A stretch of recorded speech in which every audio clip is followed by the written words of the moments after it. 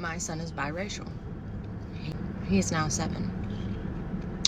If you are biracial or African American and you have the time, please watch this and leave any feedback you might have, because I don't know what to do. So my son looked at me and said, serious as a heart attack, he said, "I wish I was white with straight hair."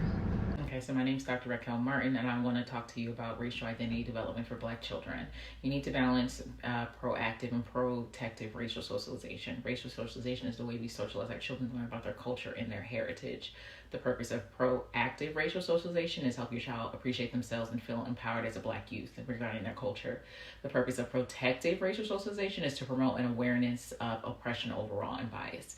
It's important when you work with your children that you balance these. We can't only talk to them about bias and oppression without talking about empowerment and culture, else they'll feel significantly depressed, right? We need to talk about culture and values and strengths that they have. Protective racial socialization involves like building a strong community for your child. That includes people that look like him. Family of origin and family of choice are comparable to me. So one of the ways to do this is identify resources that exist. You can look up Facebook pages or online communities for parents. You can look up groups, and if you can't find one, build one of your own. I guarantee you're not the only person having this issue.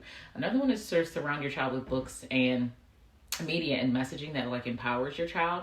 I'll put some books in the caption. I hope other people add some in the comment section as well. It's important for you to read these books as well as your child so that you can discuss them. Bibliotherapy is very much a thing. You'd be surprised how many times a day your child learns about history that doesn't involve him, learns about narratives where he's not centered, and is expected to enjoy stories in which protagonists don't look like him.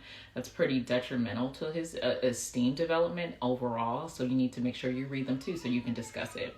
Additionally, you have some books that you need to read. I'm not only talking about nonfiction books, but also fiction books. I'm going to do a different video and just tag you in it. Our history, both before enslavement and after enslavement, is incredibly important for you to know and learn. And it is equally important to read books and watch movies and see plays and go to exhibits that embrace the different experiences of Black children and Black adults, people who identify as mixed, people who are non-binary, people within the Black LGBTQ community, because it's also about the messaging of who we are and being able to own our own stories and tell them.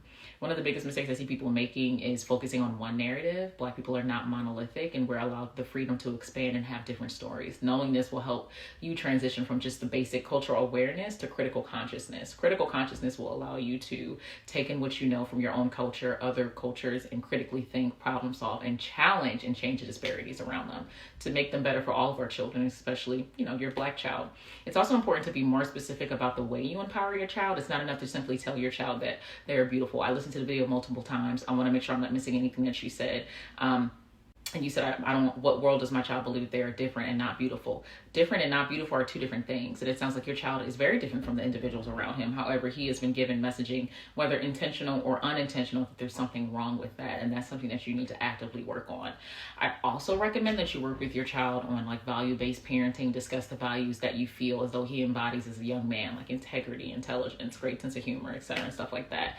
And make sure that's the hallmark of who he is. It's not only about being beautiful. I totally get being beautiful isn't always just what looks. You define the extent of what beautiful means. However, also be aware that children from mixed cultures are often fetishized, and like your son may receive a certain amount of attention, good and or bad, because of his looks. By instilling values in him, you're providing him with an opportunity to look past his looks, because people will try to put him in a box and limit him.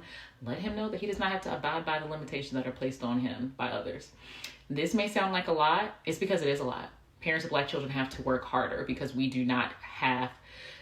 have to combat the different aspects of racism that will try to chip away at our children and Black people every day. So if you feel like it's a lot, it is a lot. That doesn't mean you get to opt out of it. You still need to do it, because as you can see, your child is learning about this overall. Dr. Jennifer Noble and I are currently collaborating to create a course specifically for this for parents. My specialization is racial identity development with Black children. One of our specializations is racial identity development with children that identifies as mixed culture. It's a match made in heaven. Follow me if you want to get updates on this workshop. It'll likely be like 3 hours. We're going to do it in November, and work on things such as this. I'll also do another part on protective racial socialization messaging, because this one was all about proactive. I truly hope this helped. If this helped anyone, please put them in the comments. Let me know.